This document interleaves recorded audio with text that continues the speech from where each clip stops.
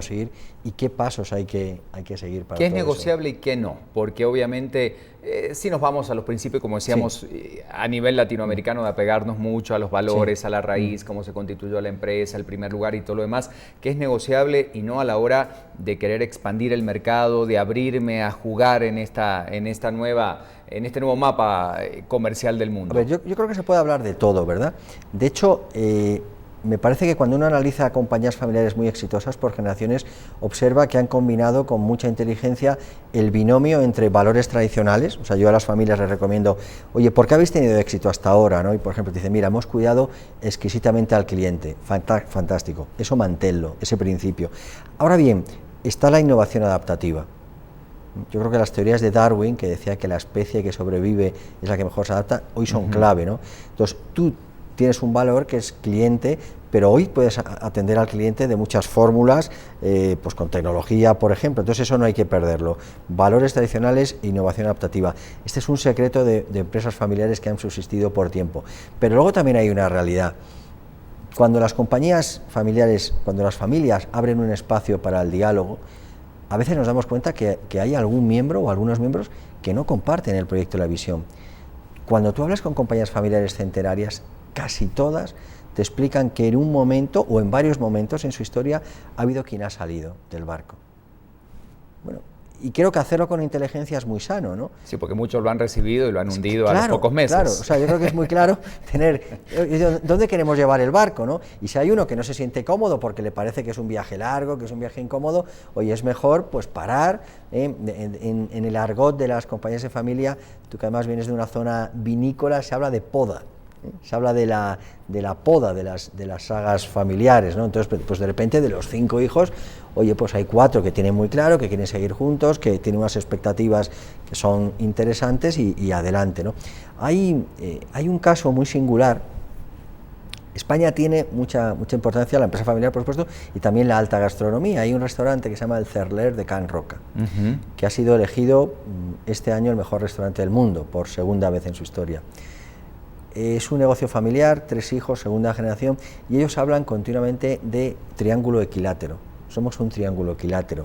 O sea, cada uno de los 3 hijos aporta valor a una cosa concreta. Me parece admirable, ¿no? A veces, como somos latinos y muy pasionales, los dos queremos ser lo mismo, los dos queremos tener este bolígrafo, ¿no?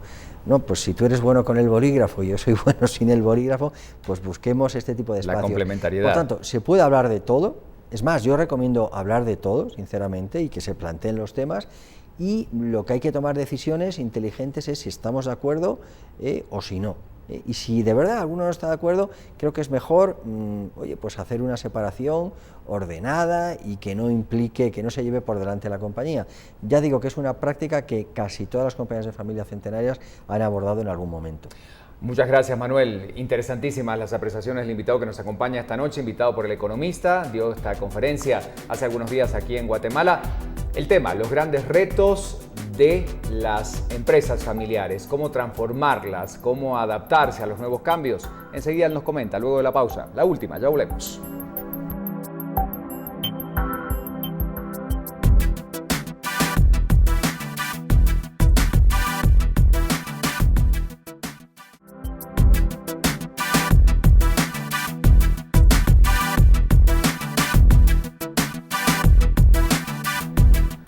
Llegamos al último bloque de desafíos, hoy con un invitado de lujo que nos está acompañando, que llega de España y que realmente conoce porque ha recorrido prácticamente todo el mundo hablando de este concepto tan importante de empresas familiares, los nuevos retos en la transformación de estos grupos y cómo realmente lograr esta revolución emprendedora sin morir en el intento. Ese es el gran tema, cómo involucrarse de lleno, cómo decirme, bueno, llegó la hora de el cambio.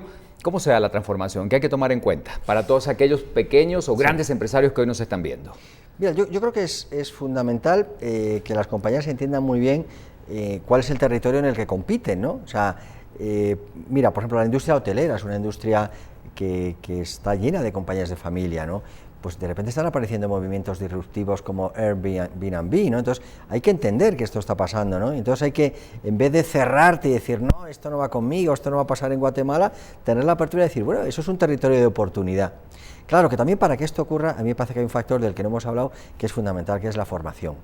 O sea, yo percibo una enorme diferencia entre compañías donde de verdad los miembros de la familia se forman, se educan, van a buenas universidades, van a buenas escuelas de negocio en Europa, en Estados Unidos, y los que no. Creo que este es un factor hoy diferencial, el cuidar mucho el talento, cuidar la formación de ese talento, y lo que tengo muy claro, y lo digo aquí alto y clarísimo, es que a más talento, más competitiva es una compañía familiar, y por tanto estará en mejores condiciones de abordar esa profunda transformación que hoy tienen que desarrollar las compañías de familia, ¿no? La asesoría externa, que es tu caso, que vemos que asistes, asesoras a varias corporaciones, es importante también a veces recurrir a un tercero para que trate de reordenar o de plantear una estrategia. A ver, yo creo que elegir un buen asesor es importante, ¿verdad?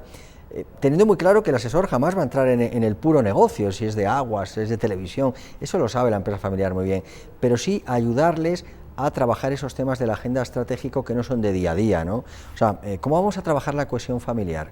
Fíjate un dato, la edad media, la esperanza de vida se está ampliando muchísimo. De hecho, hay un estudio reciente, sitúa a mi país como el segundo de más longevidad detrás de Japón. ¿Esto qué quiere decir? Que es muy fácil que en una familia empresaria coexistan 4 generaciones. Un fundador, que en el fondo fue educado con el estilo del siglo XIX, y un supermillennial hoy que es nativo digital. O sea, todo eso hay que preparar muy bien cómo educar por ahí, y por el lado de los negocios lo mismo. O sea, ¿qué medidas tenemos que tomar para ser más competitivos? Y a mí hay algo que me preocupa, que es cómo vamos a ser una compañía que tenga capacidad de atraer talento.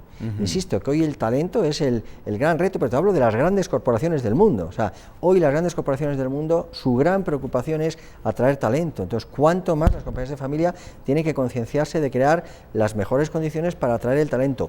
Primero, el propio familiar. Y te voy a dar un dato para la esperanza. Yo dirigí el MBA de IE Business School en la segunda mitad de los años 90. Venían mucha gente de América Latina a estudiar con nosotros y de todo el mundo. Un gran porcentaje venían de familias empresarias, y cuando yo les preguntaba, oye, ¿qué quieres hacer al acabar tu MBA? Lo último que decían era trabajar en la compañía de familia. Querían trabajar en banca de inversión, querían trabajar en consultoría. Hoy, que han pasado pues casi 20 años de aquello, esto se ha dado la vuelta a la tortilla. Hay muchos chicos ya con formación, experiencia previa, que acuden a Business School o a otras grandes escuelas de negocio y que quieren regresar a sus compañías de familia.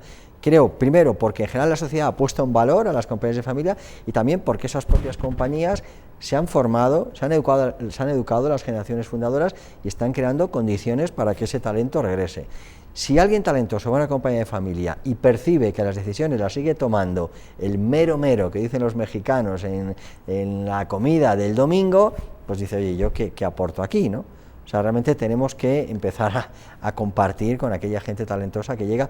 E insisto que ese va a ser el reto decisivo, Quien más talento atraiga, creo que va a tener un futuro más próspero. Por último, Manuel, ¿cómo evalúas la realidad en Centroamérica? Economías algo inestables, gobiernos obviamente que no facilitan o que no abren obviamente el juego, porque hay muchos emprendedores. Guatemala es uno de los países con mayor cantidad de emprendedores, pero también con la mayor cantidad de fracasos, porque hay mucha gente que lo quiere intentar pero no lo logra, por muchas razones que vamos a analizar ahora. ¿Cómo evalúas la realidad de la geografía centroamericana? Déjame que diga algo de Guatemala, porque no me puedo sustraer a esto.